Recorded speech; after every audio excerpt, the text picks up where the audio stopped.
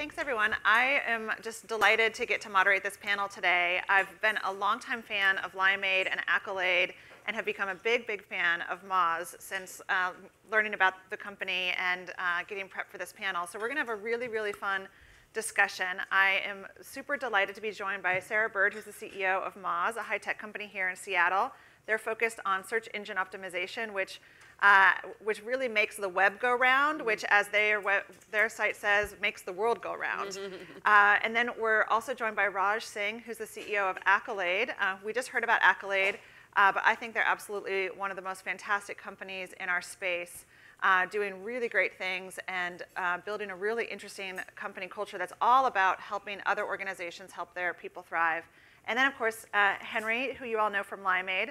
I met Henry when Limeade was teeny tiny, I think only 14 employees, and it's been so fun to see their growth and success. And you all know what Limeade does, so I won't talk much about that. But I want the three of you to start with just a little bit about your company and what your company's mission is, and why do people work for you?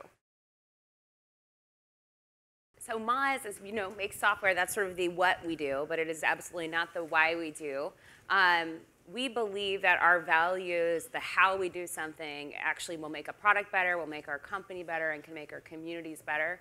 So people come to work for Moz for our core values. We have so many of them, we created a word to remember them all. That word is tag fee. So you'll hear me say that several times, tag fee.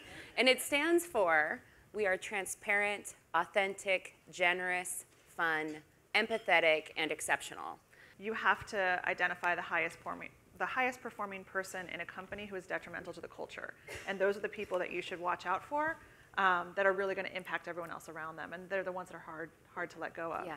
You know, the mission is to make marketing better, and we think the best way to do that right now is through search engine optimization. And I won't go into all the reasons, except to say the values are in complete alignment and support our theories of what kind of marketing is good marketing. So we can say we believe the best marketing is transparent, authentic, generous, fun, empathetic, and exceptional. And these are all the things we believe that great marketing is. You have to find your personal connection. Every time we get together as a group, we'll start with mission. We'll listen to a phone call, or we'll tell a customer story, and we'll talk about our values. Like before we get to the numbers, before we get to what we're working on, we'll do that to remind people, oh, this is why we're here. Yep. Now let's talk about what we get based on what we're doing. Oftentimes big companies separate culture and strategy as two separate things. Culture is that fluffy thing that's done in the HR department, and like every now and then the CEO talks on stage about it. And then strategy is like when you bring in the smart McKinsey consultants and all your smart leadership team in suits and ties and all this. They work on accessing markets. I actually think culture and strategy have to mesh totally perfectly, and culture is value. Culture to us is how do your values manifest themselves every day. Your strategy and your culture have to mesh 100%. Otherwise, you won't be a great company. Being happy and everyone smiling all the time and getting along is not the same thing as having a great culture. Yep. And it's very easy to confuse those things. But and it was one of my hardest lessons, I think, as a leader, that to mistake engagement with happiness. Because when you're running a marathon, you are not a happy person. When you are climbing a mountain, you are not a happy person.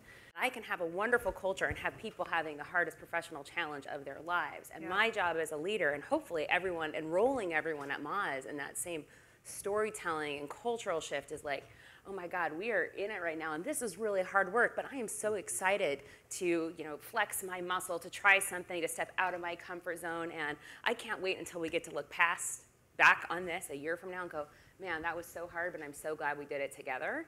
There have to be guardrails. There have to be guardrails everywhere, including in healthcare. And so, we're not allowed to deliver care. We can't tell someone that we think they have this disease and they should go get this treatment. That would be a bad outcome for us. Yeah. So we use a bunch of technology tools to help give people the sort of framework or the guide rails around how they should engage.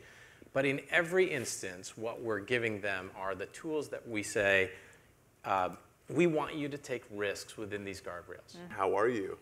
Yeah. Is there anything I can help you with? Is your life going okay? That's one of the cheapest things you can do is make people feel valued. Yeah. It's as simple as a few words.